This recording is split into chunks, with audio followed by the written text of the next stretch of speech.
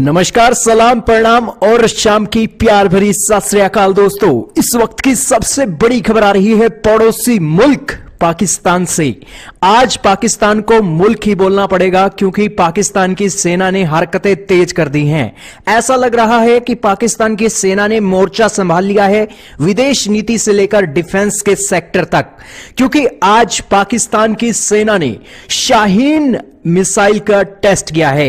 यह शाहीन मिसाइल आखिरकार इसकी रेंज क्या है और इस टेस्ट में पाकिस्तान क्या दिखाना चाहता है, आज की इस वीडियो में आपको जानने को मिलेगा। लेकिन दोस्तों, ये एक जो टेस्ट पाकिस्तान की सेना कर रही है, इस टेस्ट पर भी पाकिस्तान की सेना ने अच्छे खासे पैसे खर्च किए होंगे। जाहिर सी बात है कि शाहीन 3 मिसाइल का टेस्ट हुआ है तो इसकी जो रेंज है 2750 किलोमीटर की है और इस मिसाइल के टेस्ट के लिए भारी भरकम रकम भी इस मिसाइल के जरिए पाकिस्तान की वेस्ट हुई होगी। हालांकि इतना पैसा वेस्ट करने की पाकिस्तान को कोई जरूरत नहीं है, क्योंकि अगर इस बैलिस्टिक मिसाइल के जरिए वो भारत को एम देख रही है, भारत का एम देख रही है कि ये मिसाइल हम भारत के ऊपर फोड़ेंगे और इसी के चलते हमारी तैयारी पूरी है, तो वो अभी सपने में ही है। क्योंकि हमारा S-400 इसी साल आने वाला है और हमारा S-400 जिस दिन आ गया तो उस दिन ये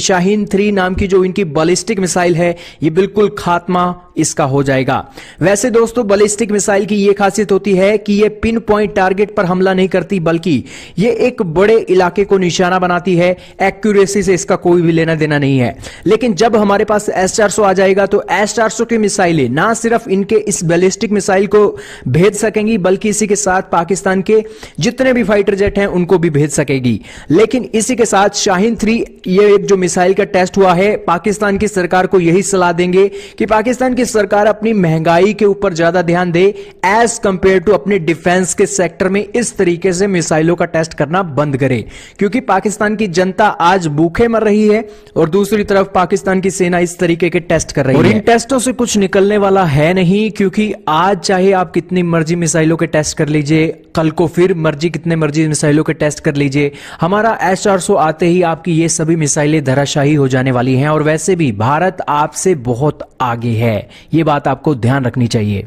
हालांकि पाकिस्तान की सेना ने मोर्चा संभाल लिया है, कहने में हमें कोई गुरेज नहीं है, क्योंकि अभी हाल ही में पाकिस्तान ने अभी सऊदी अरब का एम्बेसडर बदला है और उस सऊदी अरब के एम्बेसडर का नाम है बिलाल अकबर और वो एक आर्मी का लेफ्टिनेंट जनरल रह चुका है। और इसी के साथ अब ये शाहीन 3 नाम की जो ये एक मिसाइल का टेस्ट हुआ है, ये साफ दिखाता है कि पाकिस्तान की सेना अब दिखाना चाहती है कि हम भी पूरे तरीके से एक्टिव हैं, हमारे पास भी 2 पैसे आ गए हैं और उसके चलते हमने भी टेस्ट करना शुरू कर दिए हैं। लेकिन भारत के DRDO के बराबर उनकी कोई गिनती नहीं है। वैसे दोस्तों, पाकिस्तान की सेना ने यह टेस्ट अपनी जनता को यह दिखाने के लिए किया है कि मुस्लिम देशों में वो अभी भी पूरे ताकतवर हैं, क्योंकि इनके पास जो एक